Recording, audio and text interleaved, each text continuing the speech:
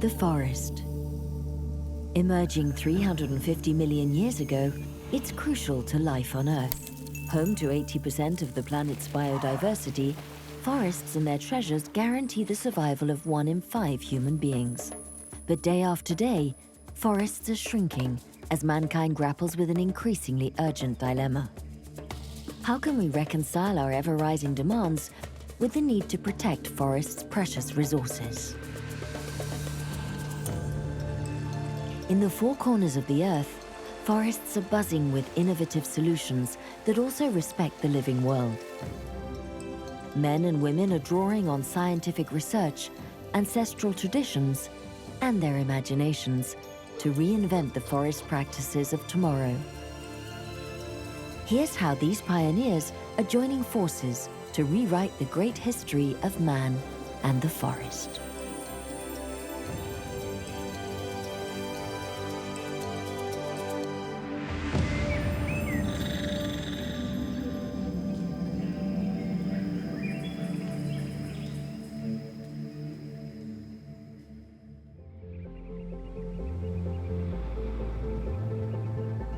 In southwestern France, along the Atlantic, lies a stretch of green ocean, the jewel of Gascony, the Landes forest.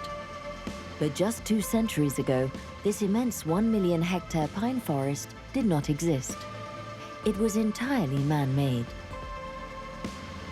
The massive project covered this area of France with the largest artificial forest in Western Europe.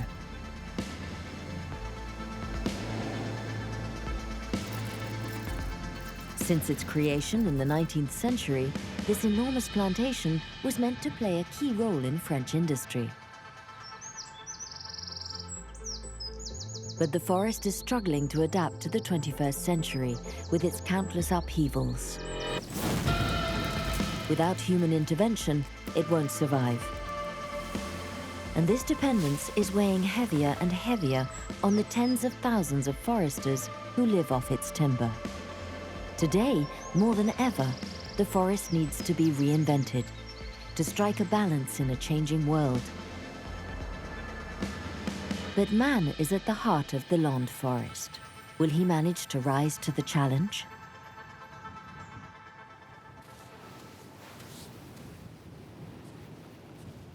The Landes forest owes its existence to a scourge that humans have always fought: sand.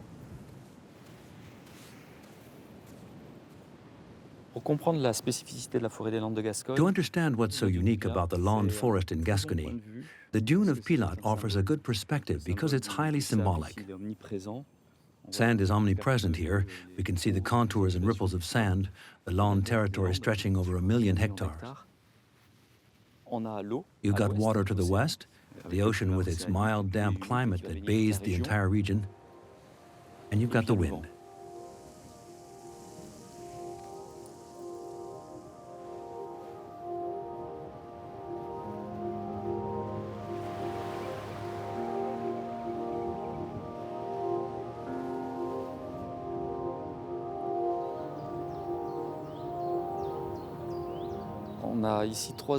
There are 3 oceans here: the blue ocean, the Atlantic, the dune, an ocean of pale ochre sand, and the green ocean of the pine canopy. I love that time early in the morning or late at night when the dune has been swept clean of all traces. Everything marks sand. The tiniest bird, lizard, or fox that passed here on its way to the ocean in the morning. Each creature leaves traces on the dune. The dune is a book where we can read everything that happened during the night.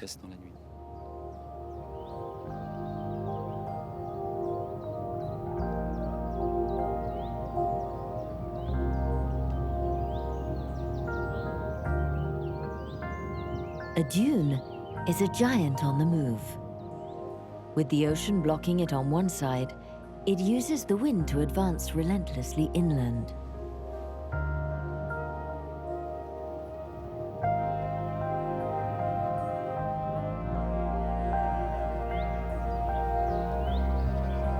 Two centuries ago, there was nothing here to stop it. the sand advanced up to 40 meters inland per year, swallowing up swamps and pastures, houses and villages as it went.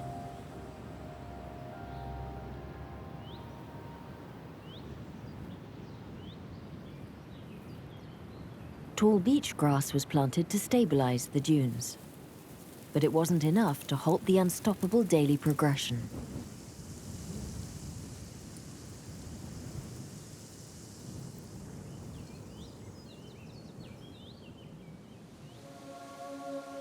In the wake of the French Revolution, an engineer came up with a crazy scheme to create a huge forest that would act as a barrier to the dune.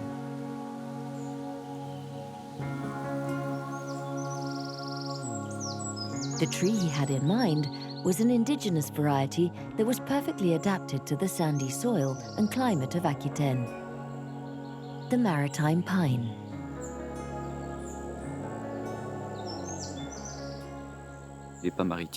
Maritime pines were artificially planted along the stretch of dune to keep it in place and prevent the dunes from advancing inland and engulfing the villages, which happened to several along the coast here, where churches and villages had to be moved as the sand progressed.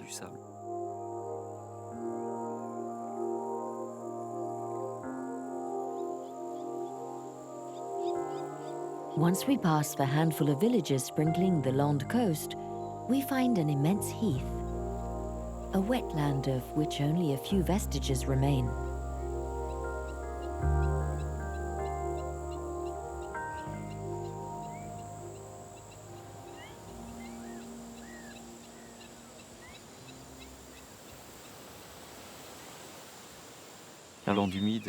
Imagine how, at the time, the heath stretched over 1 million hectares. 1 million hectares of wetlands with open expanses as far as the eye can see, where shepherds and their animals roamed. It was really quite unique.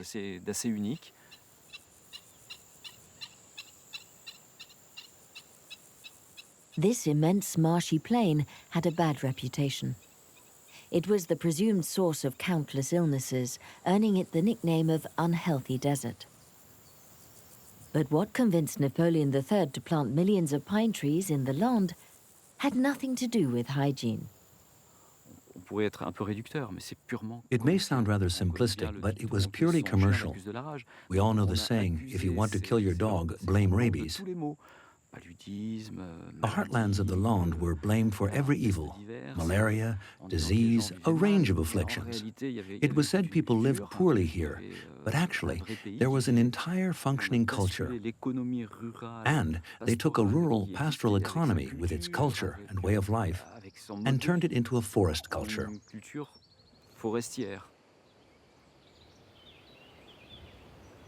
With the Industrial Revolution in full swing, the maritime pine was looked upon as the golden tree.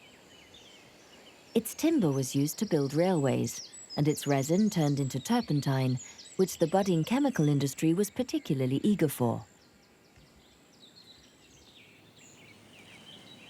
In 1857, a gigantic planting scheme began that would radically change the culture and economy of the entire region.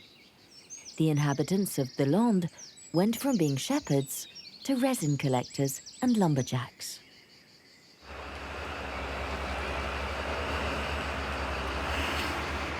A 150 years after its creation, the pine forest is still the driving economic force in Aquitaine. The extraction of resin, which became too costly in terms of manpower, has been replaced by timber operations for building and the paper industry. The timber sector currently employs over 30,000 people and provides France's industry with nearly half the wood it needs.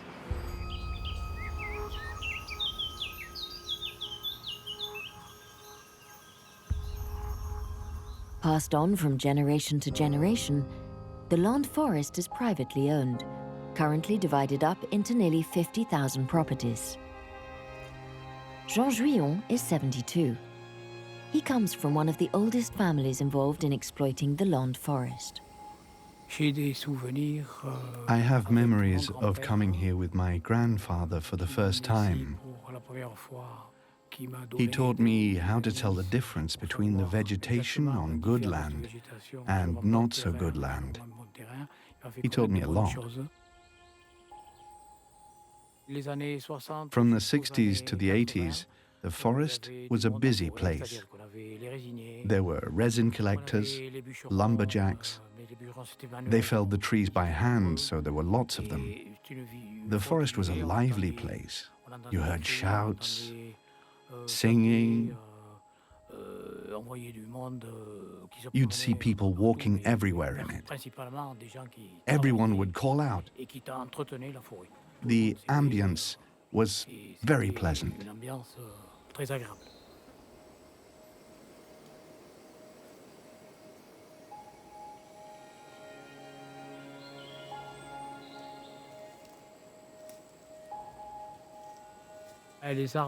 Trees are life. We watch them grow from year to year. That's what makes life and what makes us proud.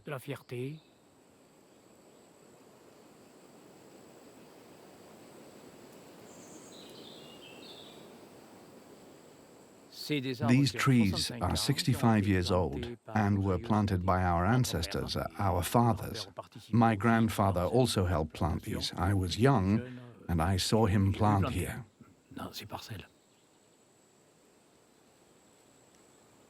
The trees are Jean Jouillon's pride and joy.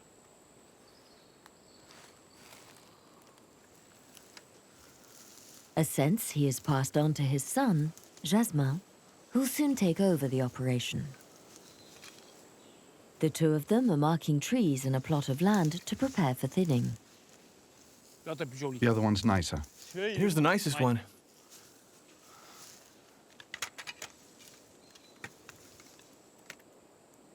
$140. 140. 160. 160.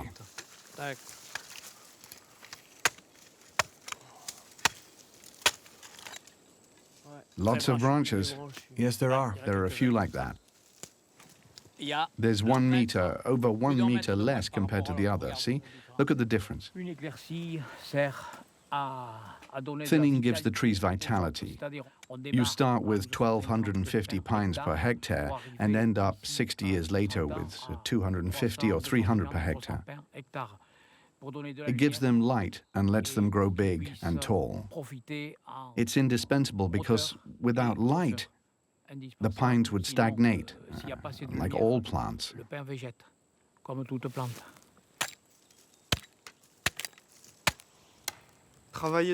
Working a plot my grandfather planted is a real pleasure.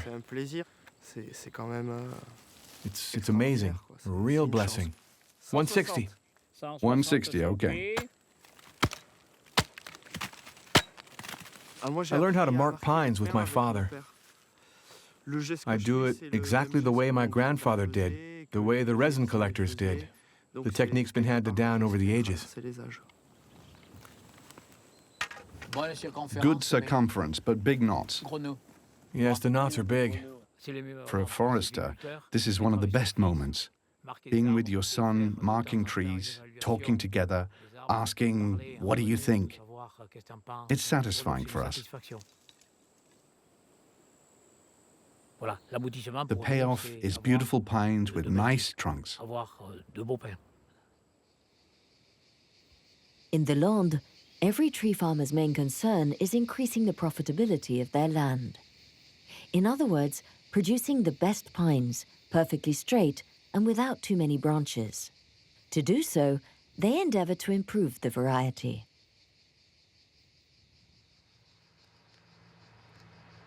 Silviculturists have an ally in their quest for the ideal tree: scientific research. Annie Raffin, an engineer with the INRA, the National Institute for Agricultural Research, helms a program aimed at improving the maritime pine. Patient selection and controlled breeding have led to trees that are better adapted to forest exploitation. The INRA began improving the maritime pine in 1960. The first step was to select trees that stood out from their neighbors in terms of size, straightness, and perfect branches. Technicians scoured the Landes and located these trees, harvested branches from them, and grafted them many times. Grafting is a reproductive technique that allows several exact copies of the same tree to be obtained in order to pass on its complete genetic makeup to seedlings.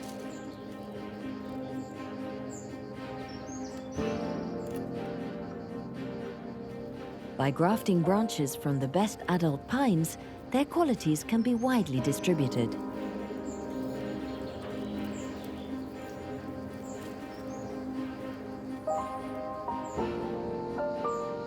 Only pines with the same ideal genetic profile must be crossed.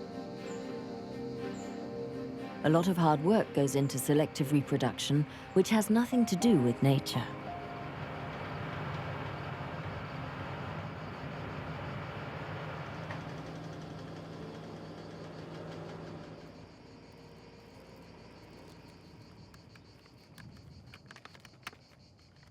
The flowers are isolated in airtight bags, then artificially fertilized by injecting pollen from the male pines inside. This is the only way to guarantee the correct genetic makeup is passed on. In our selection program, we have to monitor the pedigrees of individual trees to know exactly who their parents and grandparents were, since it's imperative not to cross two related individuals. Because, like animals, trees suffer from consanguinity. And breeding two siblings together will result in a family that has trouble growing and thriving afterwards.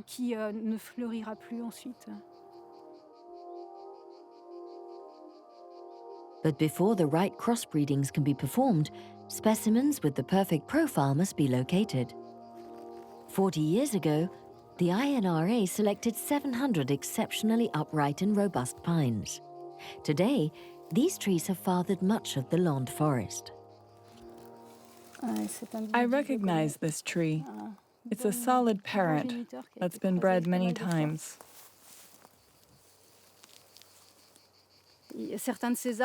I know some of these trees because I've used them for interbreedings.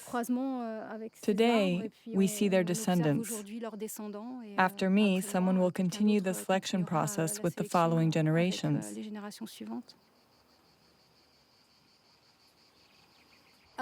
A selection program for a forest tree is on a very long time scale. Between the time we cross two good parents and the time the best descendants are ready in an improved variety, it can take 20 years for a complete selection cycle. That means that today, we are already looking into trees that will be able to grow in the climate of 2050. The goal is to provide the tree farmer with improved varieties, improved for growth, straightness, adaptation to environmental conditions, in a way that supports lumber production in Aquitaine.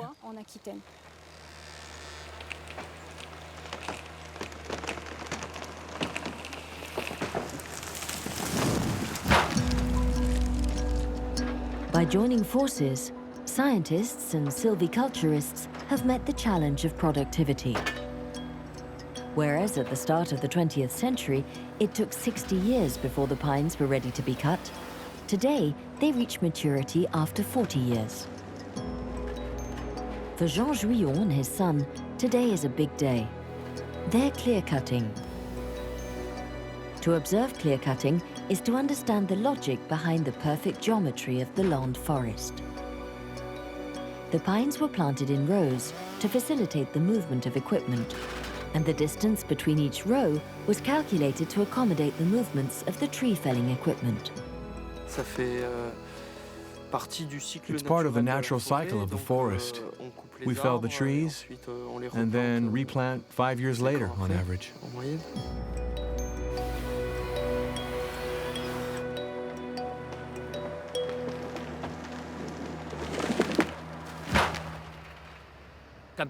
Clearing a forest after you've spent time marking the trees is satisfying. But later when you see the bare land, it gives you a little pang. It doesn't last more than a month, the time it takes to replant. Once you replant, you don't think about it anymore.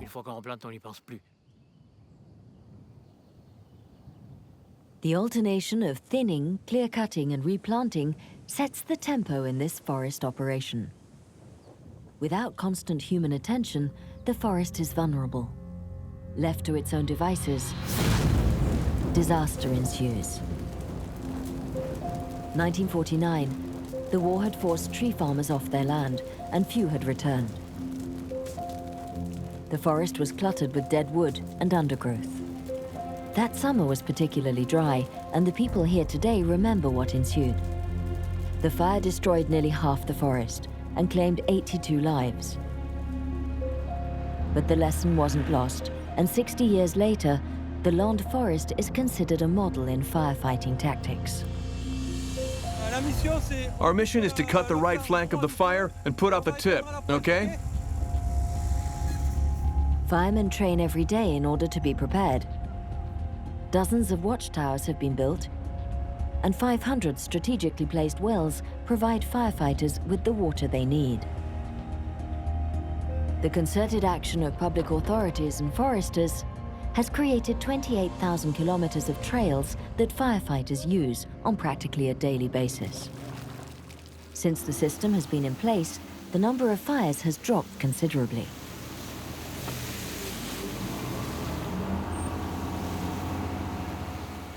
The tree farmers themselves formed an association and helped us set up the forest trails, which are strategic for us, because they let us get right inside the forest to each plot. So they helped us set this up, and also the forest wells, which provide water for our fire trucks, let us fight fires more effectively.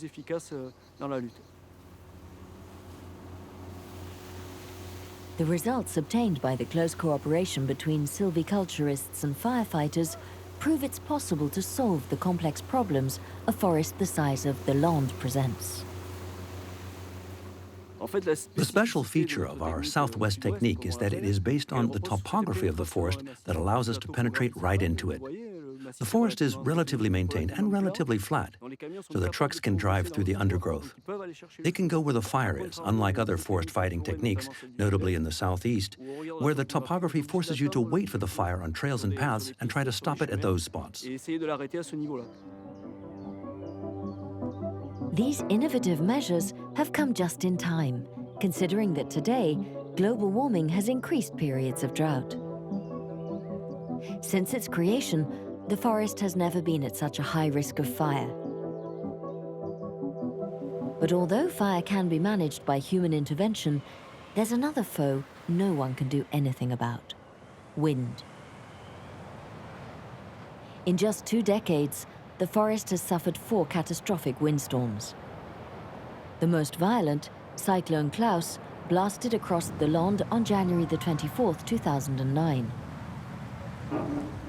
Some gusts were close to 200 kilometers per hour.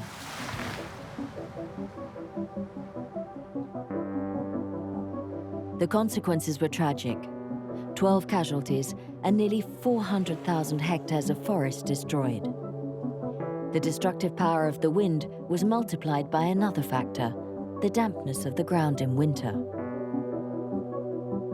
In soil softened by rain, the wind toppled the trees one on top of the other, and they fell like dominoes.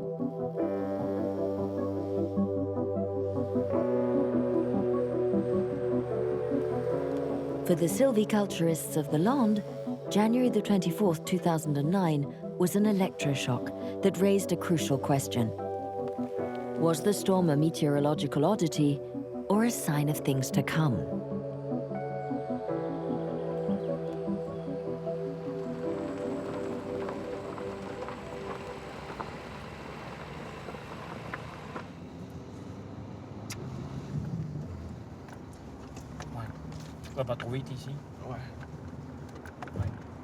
Each time Jean Juillon returns to a plot of land which still hasn't been replanted, he recalls that terrible night where he nearly lost everything. One morning, I was making the rounds of this plot and saw the results of Klaus. We lost nearly 2 hectares of pines that were on the ground.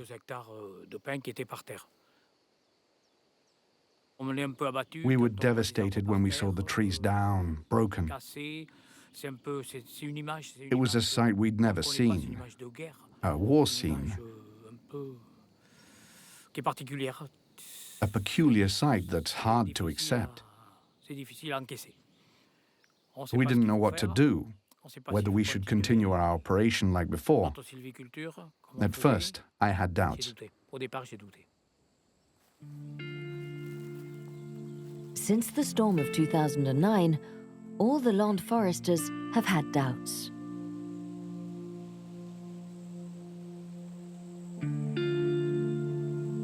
In a future where the devastation caused by storms will become more and more frequent, is the land forest sustainable?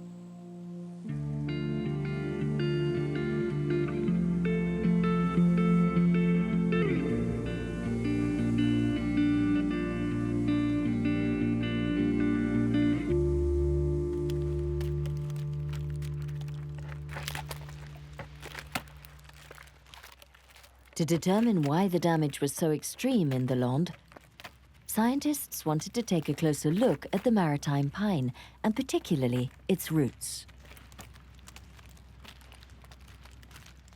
The roots make up almost half the tree. They play an important role in terms of water and mineral absorption, but also for stability. In the Landes, and even in Europe, stability is a major problem because it's the greatest cause of damage in forests, more so than insects or fire. In Europe, it's wind, storms. How much do you think that was going to be? With that circumference and height, 2 or 3 tons? Engineers with the INRA have set up tests to understand a fundamental feature: the maritime pine's ability to resist wind. These winches are able to tear out trees the way gale winds would.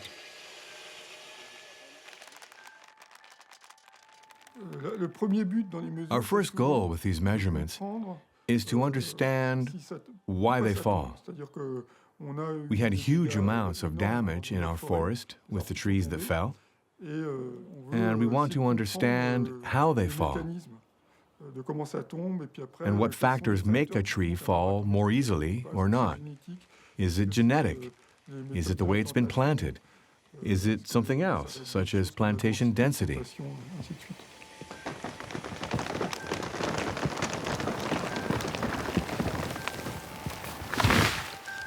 Uprooting the trees also gives insight into the soil structure of the Landes forest.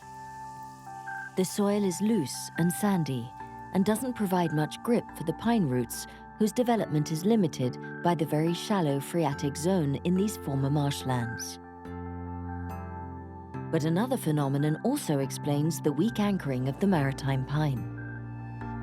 A rock-hard layer that has accumulated over the centuries beneath the action of the rainwater washing the sand. Allios, a type of sandstone.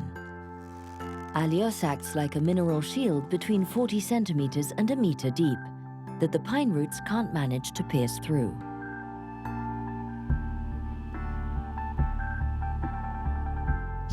Here's the diameters: 50, 42, 33, 17, 13. A computer model of the root system gives a better understanding of how maritime pines adapt to the constraints of the Landes soil. The tree's main root, called the taproot, is quickly blocked by allios, while lateral roots develop horizontally just a few centimeters below the surface.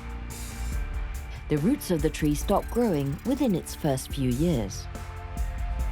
In the Landes forest, it's not uncommon that a tree standing 50 meters tall is only anchored a few dozen centimeters deep in the soil.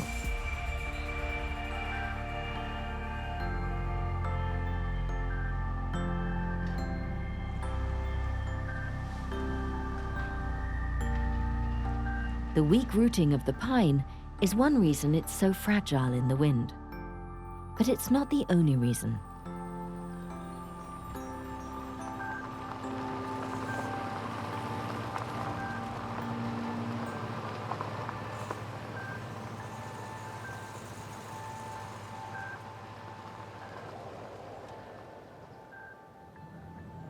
Yves Brunet is a researcher with the INRA who studies the impact of windstorms on the forest as a whole. His tools, anemometers and sensors placed atop an observation tower. Wind is a meteorological phenomenon, first driven by differences in atmospheric pressure. Then when it arrives near the ground, it can be modified by the presence of trees, vegetation, buildings, and so on. When wind reaches a forest, for instance, it is slowed by the mechanical action of the trees. There is very little wind right along the ground, while above the forest, there is still a lot. So at the top of the forest, there's a huge variation in wind velocity. There's a lot of wind shear, and that's what generates turbulence. The research at the INRA has helped us to understand how wind picks up velocity and why it has such an impact in some places. With a few gusts, the wind starts to knock down one tree, then two, then three. We get a characteristic hole where the wind gets funneled in and accelerates, and at that point starts attacking the forest more seriously. We notice holes in the direction of the wind, which some people call wind corridors. That happens rather frequently. The parceling up of the land and the difficulty of coordinating action for the forest as a whole are other weak points of the Landes forest. To anticipate the next windstorm, researchers are already imagining wind impact on a different scale, that of the entire forest. Foresters have thought a lot on the scale of the parcel. We're interested in a larger scale, that of the forest scape, the entire forest. We try to understand if the amount of fragmentation of the forest can have an impact on its wind resistance. When you go about in the Landes, you see the forest is not continuous. There are cornfields, homes, clearings, there's a lot of variety. Depending on our results, we could begin recommending plots be grouped together, coordinated cutting, things like that. In an environment where the forest is extremely fragmented and divided with lots of small properties, it's not necessarily a very easy thing to get people to accept.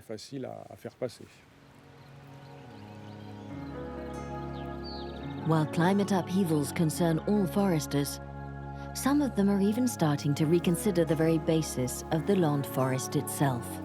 Jacques Azera, owner of 200 hectares of forest, is one of them. The night of the cyclone, I immediately realized that I was going to have to change something if I wanted to remain in the forestry business. Concerned by the losses caused by windstorms, Jacques Azera has considered every alternative strategy. One alone has retained his attention: pro-silva silviculture, based on forest management that respects natural processes of forest growth and regeneration. But natural forest means several varieties of trees in the same plot of land, a principle that goes against the purpose of the Landes forest, founded on the monoculture of maritime pines.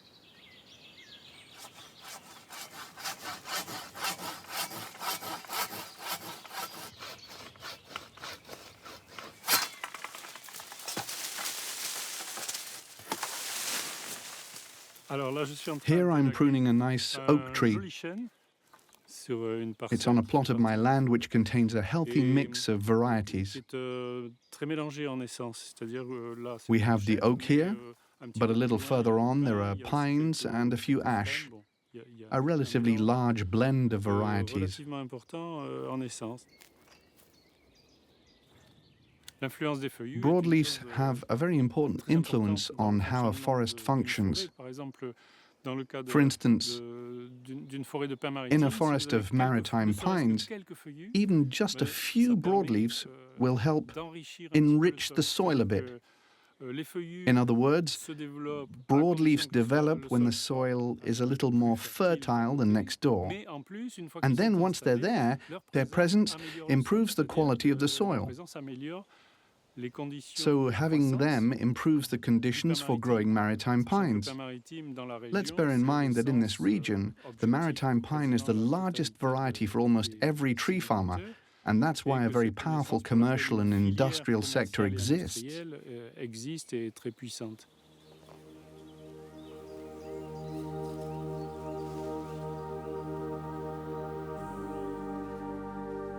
Polyculture opens up new perspectives, but it also represents a radical rupture with the forestry model that has been in operation for decades. To change the forest, you must first change the people. And in the land, habits die hard. But a parasite could possibly change everything. With the 21st century, a phenomenon already well known to lumberjacks has exploded to the point of decimating entire ecosystems: biological invasions.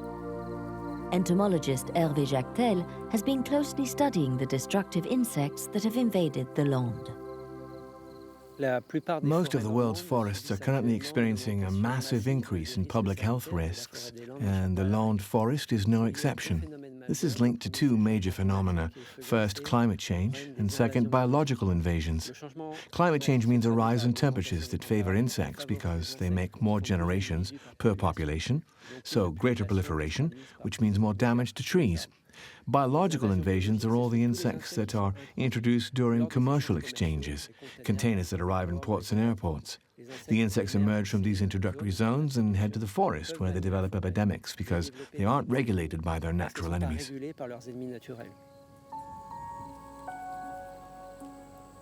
Heading up the list of the pine forest's enemies is a parasite well known to tree farmers: the pine processionary caterpillar. The land forest is the ideal environment for this fearsome herbivore. The maritime pine is perfect, as conifers are the habitat of choice for these voracious insects. They spin their cocoons in the branches and feed on its needles. Colonies of pine processionaries weaken the trees they infest by devouring their leaves each day. Even if the tree doesn't die, it's weakened by the attack. It develops poorly and becomes an easy prey for other pests.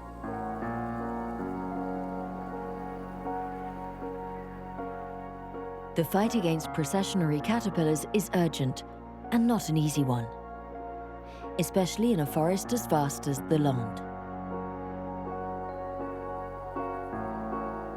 But rather than reflect upon treatment with insecticides, scientists are looking at the defenses developed by the ecosystem itself.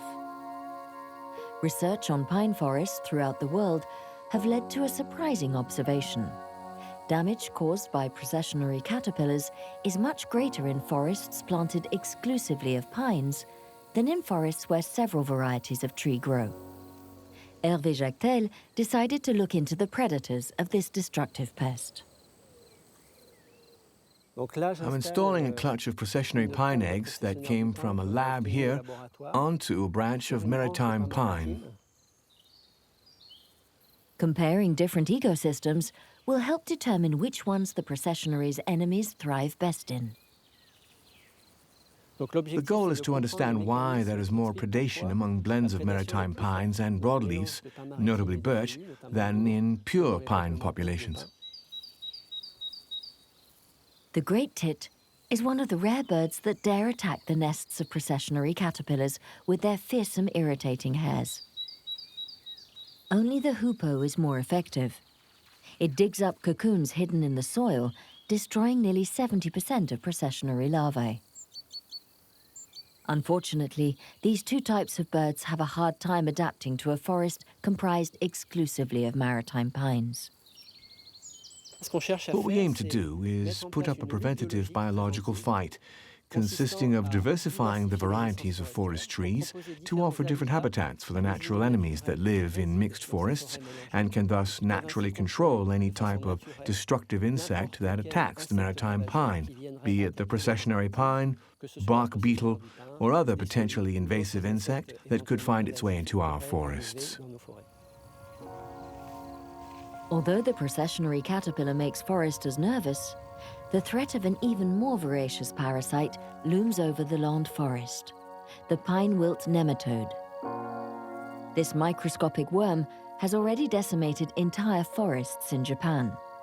It penetrates the tree itself and dries it up by blocking the circulation of water. Today, it has arrived at the threshold of Europe. It travels in the abdomen of certain longhorn beetles, which are already here. One of them is the monocamus, or soya beetle. Soyas are what we call insect vectors of the nematode. The nematode may be exotic from China, but the vector, the insect, has always been present in Europe. It's indigenous. The pine wilt nematode is currently only in Portugal, where it was introduced and discovered in 1999. It multiplies extremely fast, a generation every 5 days, and it can kill a tree within 3 weeks. It's very important for us to estimate the soya's movements, to know how quickly the nematode can spread. We determined the soya beetle has an extraordinary flight capacity, up to 40 kilometers per generation. That means the front can advance by 40 kilometers a year, which explains that it will gradually reach Spain and arrive in France sooner or later. In Portugal, despite control measures, chemical treatments, and the establishment of safety zones, the nematode has spread throughout the entire country in 5 years. For the land, there is only one potential defense: boost the forest's resistance by diversifying it. We now know that mixed forests with several varieties of tree have a lot more advantages than simply controlling pests. For example, they're often more productive, more resistant to drought. They're also home to greater biodiversity. They're often more inviting for people too. So there are many advantages to silviculture that isn't based on a monoculture, but that associates different tree varieties. When the land forest was created, biodiversity wasn't on the agenda yet. And perhaps that is the forest's Achilles heel. The coastal forests that were planted in the 19th century are monospecific, mainly with maritime pines and a relatively modest understory with a bit of heather, some ferns, and a few strawberry trees. But it lacks compartments of the ecosystem, so these forests are relatively more sensitive. A more diverse forest has huge ecological advantages. But in the eyes of forest operators, the determinating factor of these more natural foresting practices remain the increase in profitability.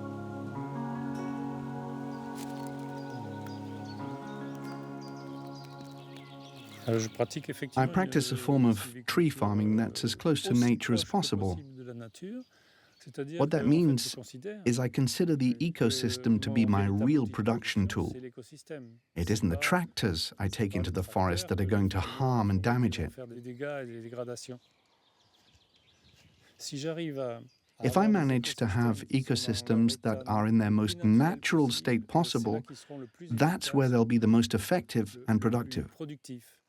My concerns are economic. I aim to live off my forest. But to do so, I can't ignore the conditions of growth, the soil, the climate, the wildlife there, plant diversity. It's all one big whole. In the end, if all that is working well, my earnings are improved. My production goals are what is the highest, the most noble, the most profitable type of wood. Knowing that a tree you've known, that you've raised, cut and sold or used yourself, knowing that that tree has become timber and is now part of a house or a piece of furniture, a stairway or desk. Now, obviously, that's highly satisfying. There's an important emotional aspect, but that's not all. There's also the fact that when we use the wood for beams or rafters, the time it takes the tree to grow, say 80 years, well, that's 80 years of carbon gas trapped from the atmosphere and stored underfoot in the tree. Then if we make beams from it, that means another 100 or 200 or 300 years the carbon is stored and doesn't make it into the ozone layer.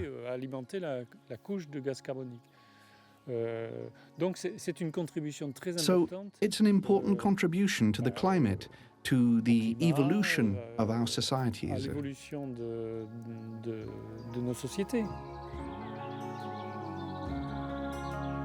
By letting nature do its job, Jacques has revived a type of forest that greatly resembles the original land forest. The one that covered a tiny part of the land long before man planted 1 million hectares of maritime pines.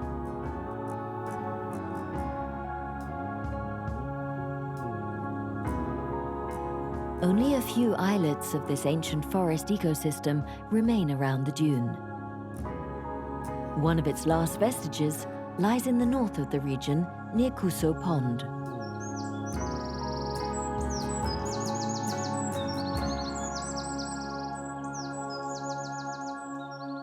This original forest has always stood up well to storms, fires, and parasite infestations.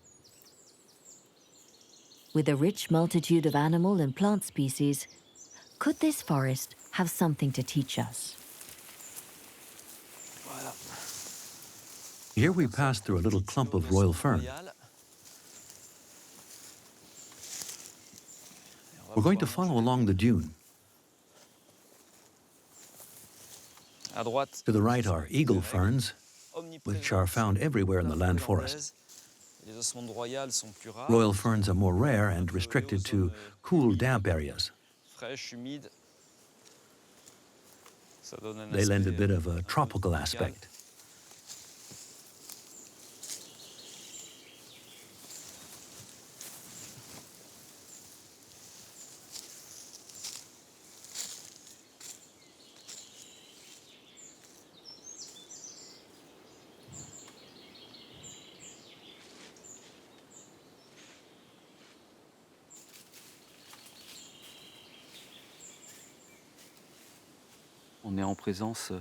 Here we are in what we call a natural forest that appeared shortly after the formation of the old parabolic dunes around 1500 years ago. It's a natural forest made up of species we see around us. Maritime pine, which is native to the region, pedunculate oak, birch, evergreen oak, strawberry trees. There's a range of varieties. The ecosystem had time to develop with all its components and diversity.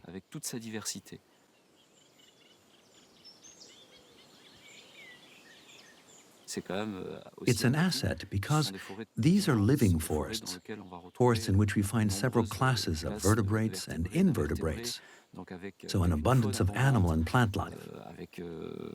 And that is indeed a plus.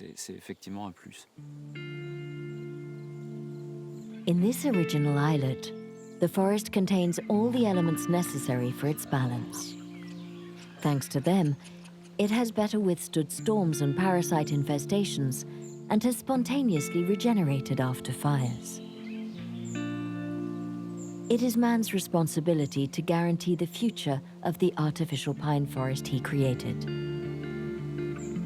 The diversification of tree varieties is not the only solution to these problems, but it is time to understand that to fully realize the potential of the land forest, be it ecological or economical, man has everything to learn from the complex and perfect equation created by nature itself.